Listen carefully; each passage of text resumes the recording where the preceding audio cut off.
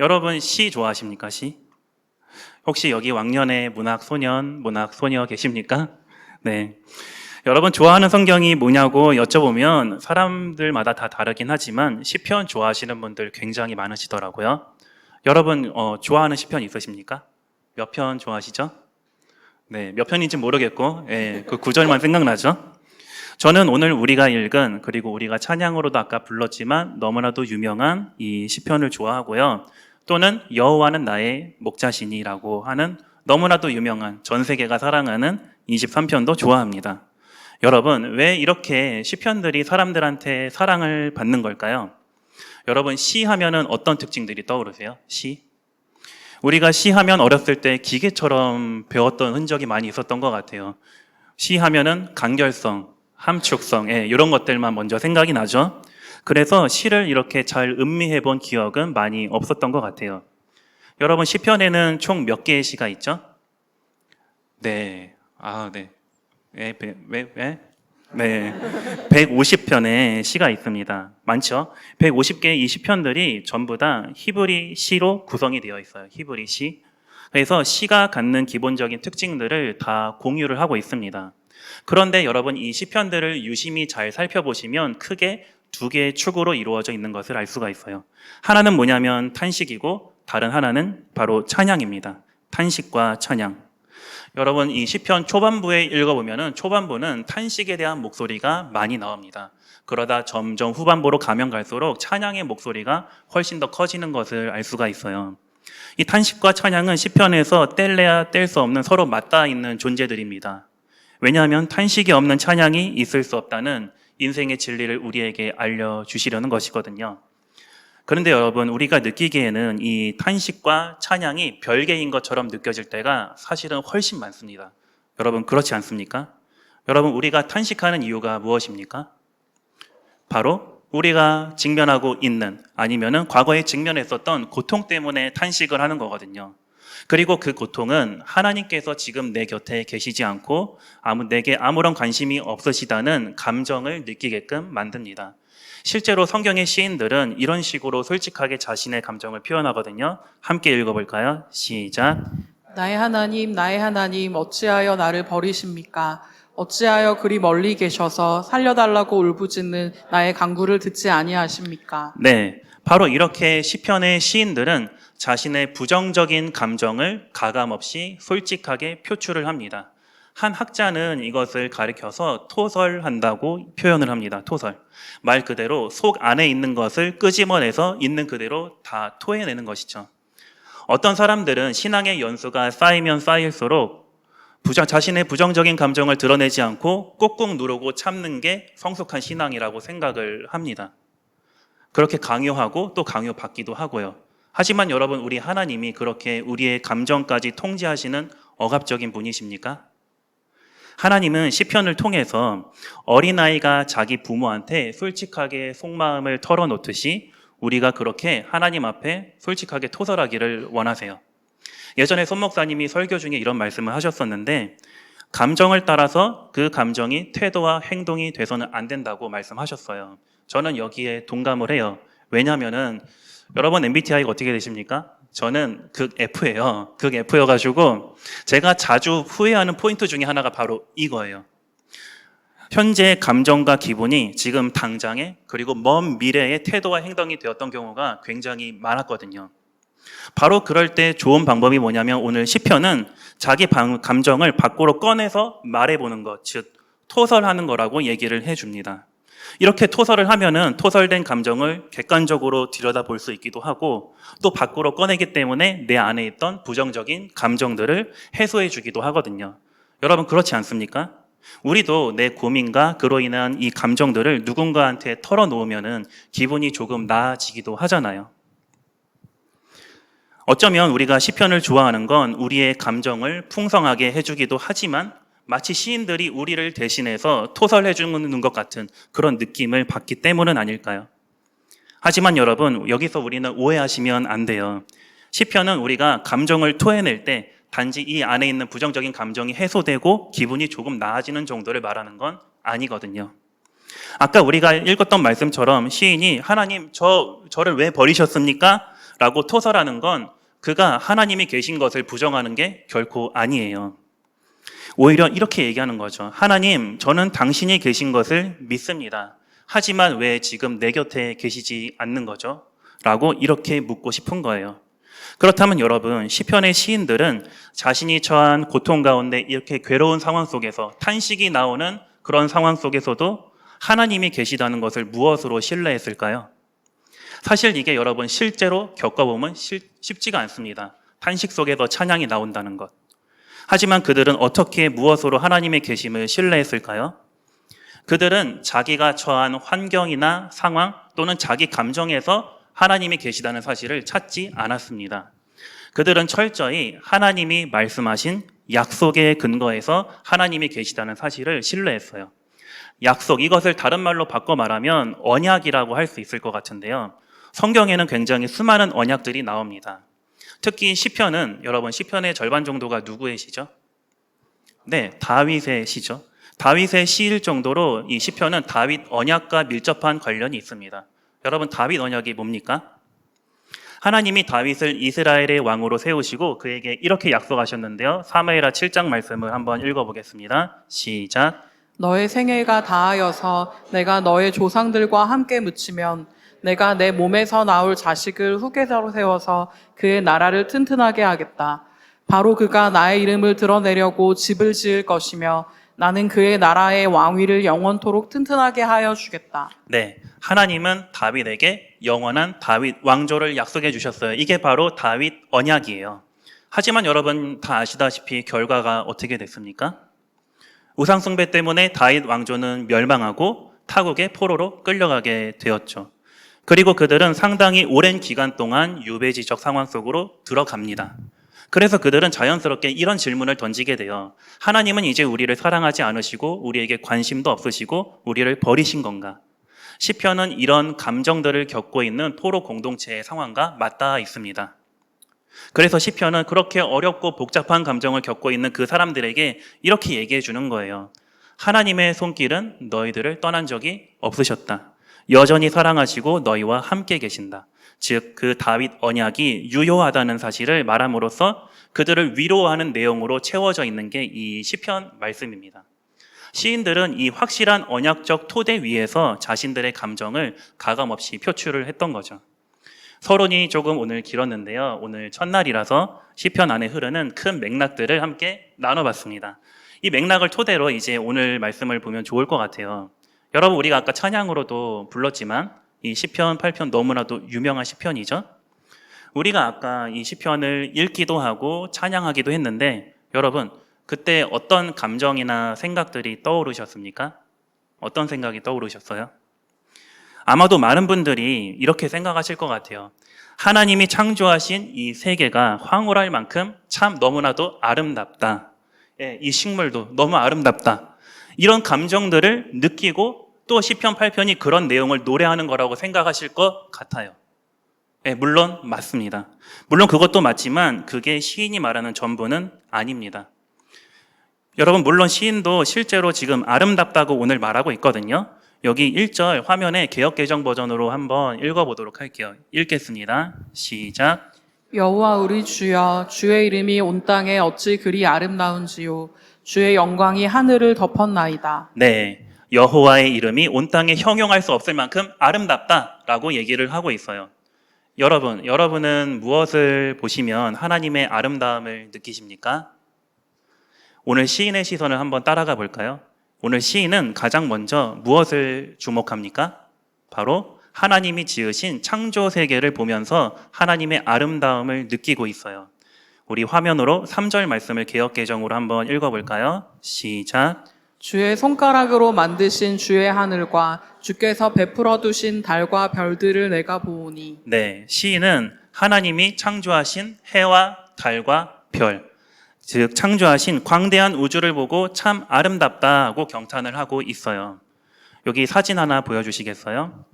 네, 이게 무슨 사진이냐면 여기서 아는 분은 저랑 이제 한 명 더 있는데요. 이게 5월에 교역자 수양에 갔을 때 제주도에서 찍은 사진이에요. 네, 이번에는 여러분 멋진 바다를 봤습니다. 네, 저희 교역자 3명이 다 경탄하면서 차를 세워놓고 넉넉히 찍었던 사진이에요. 실제가 더 멋있었거든요. 해가 지면서 붉은빛과 핑크빛 그리고 보랏빛이 어우러지면서 이 채색된 아름다운 광경에 넋을 놓고 봤었던 것 같아요. 여러분, 그런데 우리가 이렇게 아름다운 자연을 보면서 와, 참 아름답다 라고 느끼고 나서 주로 이어서 어떤 감정이 듭니까? 이어서? 네, 아무 생각이 없으십니까? 네, 저는 이런 감정을 느껴요. 저는 압도감을 느낍니다. 압도감. 오직 하나님만이 내실 수 있는 이 아름다움이기 때문에 하늘을 채색하신 그 하나님의 능력에 압도되는 거죠. 그리고 나서 그런 압도감은 어떤 감정으로 이어지냐면 바로 나라는 존재가 그렇게 대단한 존재가 아니라는 감정으로 나아가게 돼요. 여러분, 우리가 보통 산이나 높은 곳에 올라가서 저 멀리 아득하게 작아진 세상을 바라볼 때 그런 감정을 주로 느끼지 않습니까? 이 광활한 세상 속에 나는 거대한 우주의 일부분일 뿐이고 그저 먼지 같은 존재일 뿐이구나, 이렇게 생각을 하는 것이죠. 여러분, 이처럼 우리는 광대한 창조 세계를 바라볼 때 그 속에 일부로 빨려 들어가서 그들과 뒤섞이게 되고요.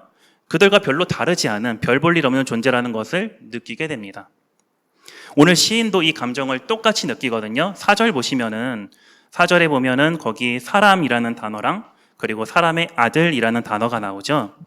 이런 단어들이 바로 시인의 이런 감상들을 반영하는 표현들이에요.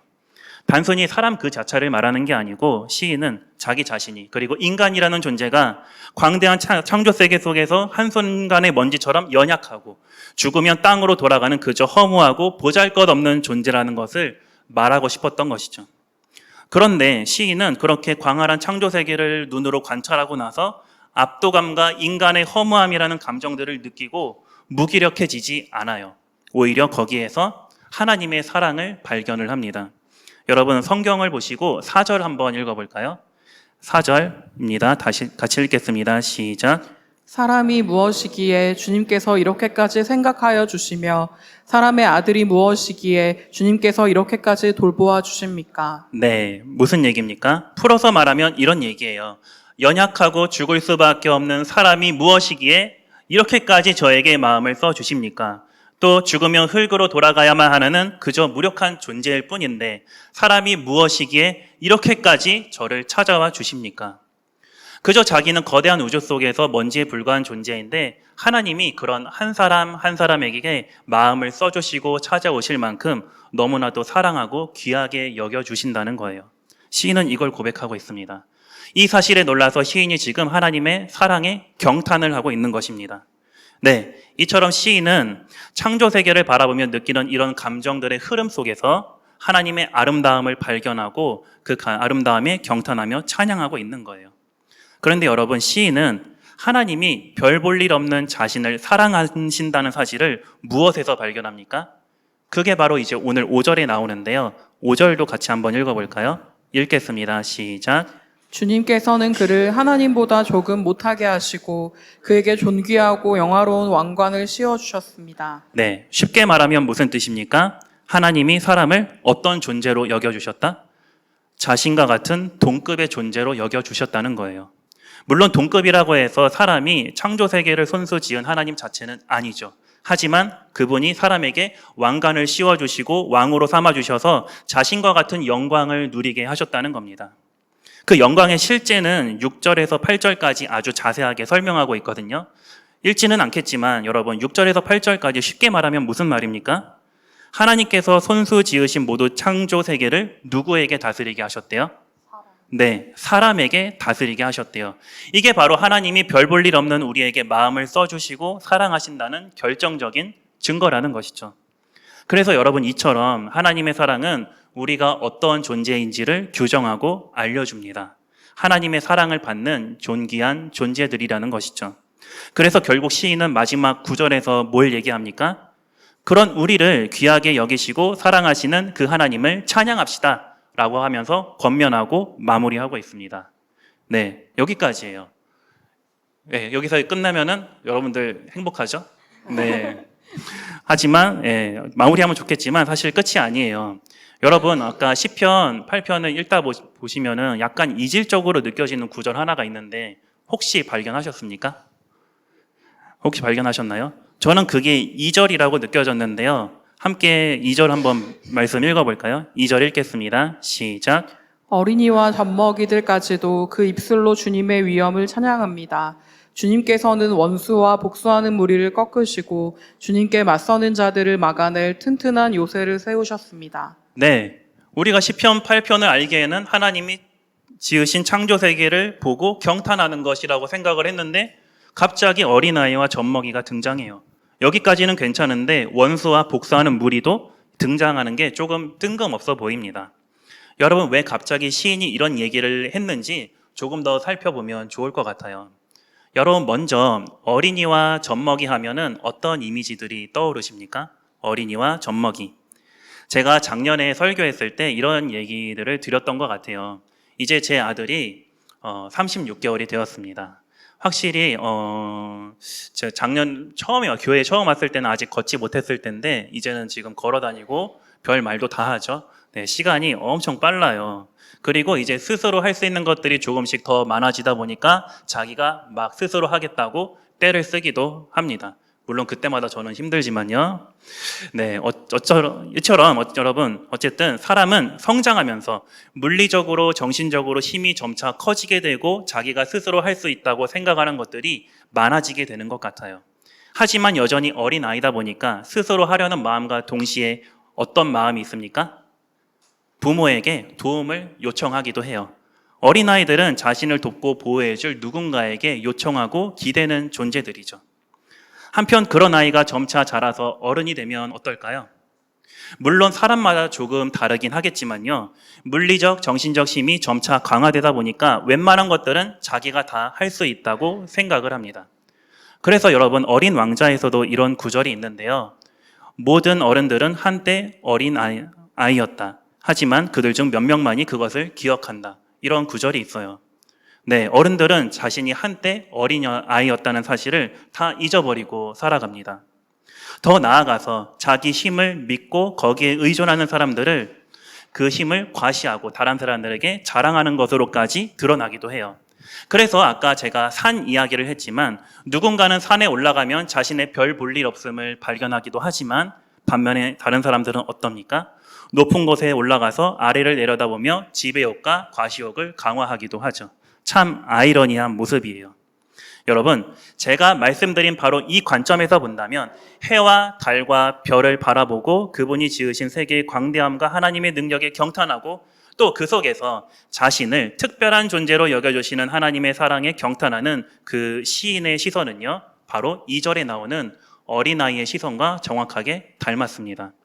왜냐하면 어린아이는 부모라는 우주 속에서 또 자신을 특별하게 여겨주는 그 부모의 사랑 속에서 매일매일 경탄의 삶을 살아가기 때문에 그렇습니다. 하지만 자신의 힘을 믿고 자랑하는 어른들에게는 그런 경탄이 없습니다. 점차 사라져갑니다. 완전히 다 잊어버리죠. 오늘을 사는 우리 시대의 사람들은 말할 것도 없고요. 도무지 자신의 비천함을 묵상하지 않습니다. 오히려 자신이 만물 중에 그리고 남들보다 뛰어난 존재라고 생각을 합니다. 그래서 때로는 그런 자신의 힘으로 상대보다 나보다 약한 존재에게 함부로 대하고 억압하기도 하는 것이죠. 그런 사람들에게 하나님의 사랑에 대한 그런 경탄이 있을까요? 없겠죠. 그들에겐 오직 자신에 대한 경탄만이 있을 뿐입니다. 오늘 시인은 바로 이런 사람들을 가리켜서 2절에서 하나님을 대적하는 원수, 복수하는 무리라고 말하고 있습니다. 즉, 경탄이 사라진 하나님의 아름다움을 잊고 사는 권력가들이 이들의 정체인 것입니다. 자, 이제부터 조금 더 중요한 얘기를 해보려고 하는데요. 여러분, 2절을 다시 한번 읽어보도록 하겠습니다. 2절입니다. 시작. 어린이와 젖먹이들까지도 그 입술로 주님의 위엄을 찬양합니다.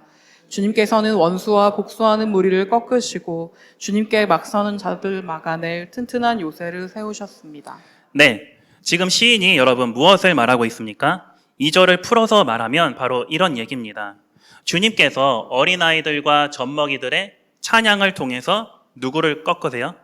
주님의 원수들을 꺾으실 것이다. 무엇을 통해서요? 어린아이들의 찬양을 통해서. 여러분, 이때 찬양은 어떤 찬양을 말하는 걸까요? 아까 제가 시인의 시선이 어린아이의 시선과 닮았다고 말씀을 드렸잖아요. 여러분, 시인은 무엇을 찬양했죠? 시인은 하나님의 이름의 아름다움에 경탄하고 그 아름다움을 찬양했죠. 구체적으로는 하나님이 지으신 창조 세계를 바라보고 먼지 같은 별 볼 일 없는 나를 아끼시고 사랑하신다는 그 사실에 대한 경탄의 찬양이었던 것이죠. 사람이 무엇이기에 내가 뭐라고 하나님이 나를 이토록 사랑하시나요? 바로 이게 시인의 찬양의 내용이었는데요. 이것이 곧 어린아이의 찬양의 내용이기도 합니다. 그런데 여러분 참 이상해요. 오늘 하나님은 원수와 복수하는 무리들을 심판하시기 위해서 그냥 아주 쉽게 두드려 패면은 참교육이 되는데 그렇게 하지 않으시고 왜 힘없어 보이는 연약한 사람들의 찬양을 사용하시겠다고 하실까요? 왜 그렇게 하실까요? 여러분, 어린아이의 찬양에는 힘이 있습니까? 그리고 우리의 찬양에는 정말로 힘이 있습니까? 연약해 보이는 우리의 찬양이 어떻게 원수들을 이길 수 있을까요? 여러분 다시 한번 유심히 6절에서 8절을 한번 읽어보세요. 6절에서 8절. 6절에서 8절까지 지금 시인은 하나님이 인간한테 무엇을 다스릴 수 있는 권세를 주셨다고 말하고 있습니까? 6절에서는 주님께서 손수 지으신 만물. 그런데 7절, 8절에서는 조금 더 구체적으로 더 나아가요. 뭐라고 얘기합니까? 크고 작은 온갖 집 짐승과 들짐승, 그리고 하늘을 나는 새들, 물고기와 바다 생물들을 다스리게 하셨다고 말하고 있습니다. 여러분 분명 창세기를 읽어보시면 하나님이 지으신 것에는 많은 것들이 있죠. 하늘의 천체도 있고요. 그리고 여기 나오진 않지만 식물들도 포함이 되어 있죠. 그런데 시인은 지금 그것들을 다 제외시키고요. 뭐만 나열하냐면 짐승의 카테고리로 묶이는 피조물들로 한정시켜서 나열을 하고 있습니다. 짐승. 의도적으로 그렇게 하고 있어요. 시인이 짐승들만 나열한 것은 다 이유가 있어요. 여러분 창세기 1장에 따르면 하나님은 본래 사람을 어떤 존재로 창조하셨습니까? 짐승들을 다스리는 하나님과 같은 존재로 창조하셨어요. 오늘 시인도 그것을 말했고요. 그것이 별 볼 일 없어 보이는 나를 사랑하신다는 증거라고까지 얘기를 했었죠. 그런데 오늘 시인이 처한 상황은 그러한 창조 질서와는 전혀 반대되는 그런 상황 속에 놓여 있었던 것 같아요. 여러분 2절에 나타나는 어린아이들로 묘사된 이 사람들이요. 짐승을 다스리는 게 아니고 오히려 그 짐승들에 의해서 공격을 받고 있는 상황에 처해 있었던 것 같아요. 즉 짐승이 사람을 다스리는 그런 상황 속에 놓여 있었던 것이죠. 시인은 지금 그 짐승들을 2절에서 뭐라고 묘사하냐면 원수와 복수하는 무리로 묘사하고 있습니다. 이 짐승들이 어린아이와 같은 그 사람들을 괴롭혔던 것이죠. 여러분 왜 지금 하나님이 본래 창조하신 모습과는 정반대되는 상황이 일어나는 걸까요? 여러분 우리는 이것을 분명히 알아야 됩니다. 세상의 모든 것들이 하나님께로부터 왔다고 믿을 때 우리는 그 어떤 것도 함부로 대할 수 없다는 사실입니다. 당연히 사람에 대해서도 마찬가지입니다. 이것이 다스림이라는 단어에 깔려있는 기본 전제입니다. 그런데 2절에 나오는 원수와 복수하는 무리들은 그 다스림을 어떻게 생각했을까요? 내가 그래도 저 사람보다 우위에 있고 내가 저 사람보다 낫지라고 여겨서 그 사람들에게, 연약한 사람들에게 함부로 해도 상관없다고 생각을 합니다. 그래서 그들은 온갖 비난하는 말과 물리적인 힘과 우위의 권력을 가지고 그 사람들을 없이하고 짓눌러 버려요. 여러분 왜 이렇게 할까요? 한마디로 말하면 이런 겁니다. 내가 누구이기에라는 경탄이 없어서. 바꿔 말하면 우죽 속 티끌에 불과한 이 사람을 생각하고 돌보시는 하나님의 사랑에 대한 경탄이 없어서 그렇게 하는 거예요. 그래서 타인을 함부로 대합니다. 그래서 그들은 야수로 변해서 야수성을 키워 사람을 공격하고 힘으로 다스리려고 합니다. 그런데 여러분 놀라운 건 바로 이런 모습이 사실은 우리에게도 있고요. 우리 주변에도 너무 많다는 사실입니다. 여러분, 하나님을 닮은 사람들에게는 사랑의 언어와 행동이 있습니다. 하지만 그것을 잃어버린 사람들에게는요, 오직 짐승의 언어만이 남아 있습니다. 점차 사랑의 대화는 줄어들고요, 날카로운 말과 물리적인 폭력, 오직 힘의 논리만이 오고 갈 뿐입니다. 우리 자신에게는 이런 모습이 없는지, 특별히 타인을 대하고 그에 대해서 묵상할 때 점차 우리 안에 야수성이 더 커지는 것은 아닌지 한번 돌아봤으면 좋겠어요.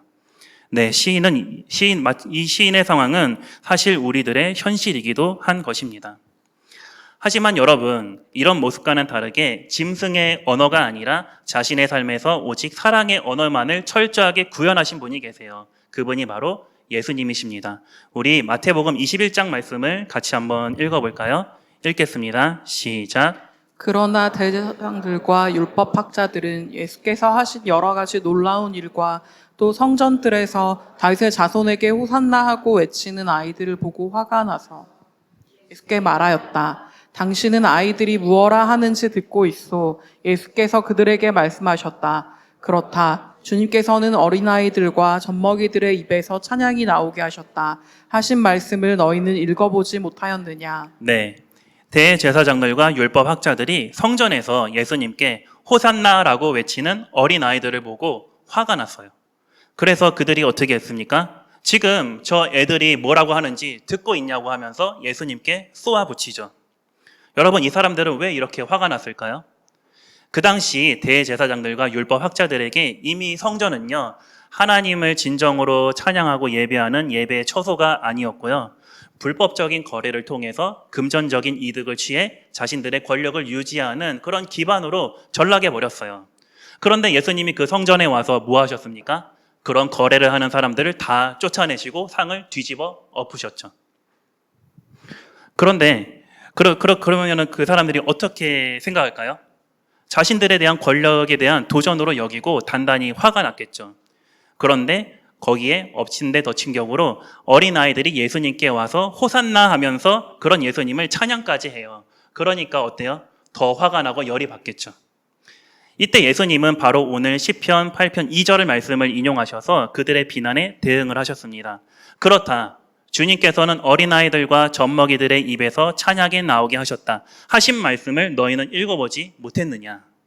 네, 예수님께서 말씀하셨죠. 너희 권력가들의 입에서는 짐승의 언어가 나왔다. 하지만 어린아이들의 입에서는 사랑의 언어가 나왔다. 물론 이 어린아이들이 예수님의 정치에 대해서 정확하게 이해하고 알고 찬양했는지 본문은 설명하지 않아요. 하지만 어린아이들은요, 그들과 달랐습니다. 아무런 편견 없이 그저 사랑의 언어로 자신들을 구원하실 그분의 이름을 불렀습니다. 여러분, 복음서에 보면 예수님이 제자들에게 이렇게 말씀하세요. 어린아이와 같이 되어야 하나님 나라에 들어갈 수 있다고요. 여러분, 왜 어린아이들이 하나님 나라에 들어갈 수 있습니까? 어린아이들이 순수하기 때문일까요? 순수하기 때문은 아니에요. 여러분, 성경에서 말하는 이 어린아이들의 가장 핵심적인 특징이 무엇입니까? 성경에서 말하는 어린아이의 가장 핵심적인 특징은 의존성이에요. 의존성. 자신이 어떠한 모습이든지 상관없이 나를 사랑해주는 자신의 온 우주인 부모에게 너무나도 자연스럽게 기대고 요청하는 것이죠. 바로 이 의존성이 어린아이의 핵심이에요. 한 학자는 오늘 시편에 나온 어린아이들의 찬양에 대해서 이렇게 설명합니다. 어린아이들의 외침이 그들의 강한 존재인 부모의 귀에 들리듯이 힘을 구현할 수 있는 사람에게 호소하는 사람의 외침 속에 힘이 존재한다고요.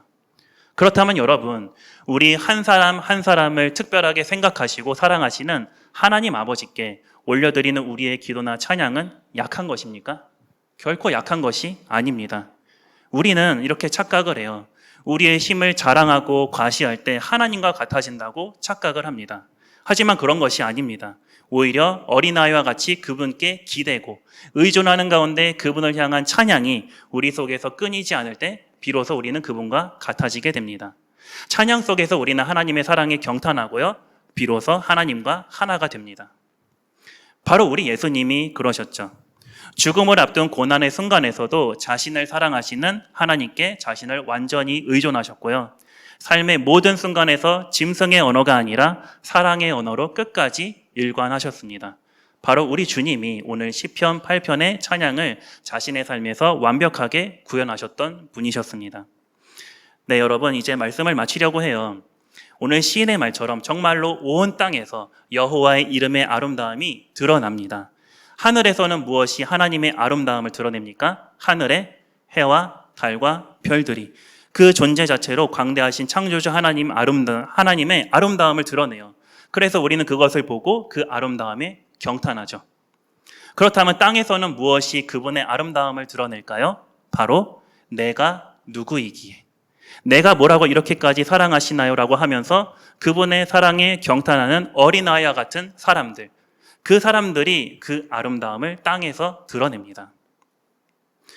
여러분, 여전히 하나님의 사랑에 경탄하는 어린아이와 같은 바로 여러분들이 있어서 하나님의 이름은 지금도 온 땅에 아름답습니다. 하지만 여러분, 여전히 우리에게는 이 기도가 필요한 것 같아요. 마태복음 6장 9절인데요. 함께 읽어보겠습니다. 시작. 그러므로 너희는 이렇게 기도하여라. 하늘에 계신 우리 아버지, 그 이름을 거룩하게 하여 주시며. 네, 주님께서 가르쳐 주신 이 기도가 우리에게 필요합니다. 왜일까요? 여전히 짐승이 사람을 다스리는 우리의 현실 때문에 필요합니다. 사람의 마음을 가진 어린아이처럼 살아야 하는데, 하지만 여전히 우리 안에도 이 짐승의 마음이 남아있거든요. 여전히 짐승의 마음과 언어를 가진 우리 자신들, 그리고 우리 주변의 현실들 때문에 이 기도가 여전히 우리에게 필요합니다.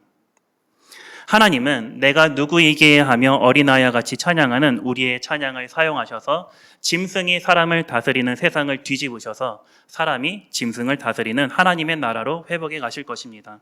부디 여러분 안에 여러분을 늘 생각하시고 특별하게 여겨주시는 하나님의 사랑에 대한 경탄의 찬양이 끊이지 않기를 원합니다. 그래서 짐승의 마음에서 사람의 마음으로 회복되는 은혜가 있기를 바랍니다. 이번 한 주 어린아이와 같이 찬양하는 저와 여러분 그리고 이음숙교회가 되기를 주님의 이름으로 간절히 축원합니다. 아멘.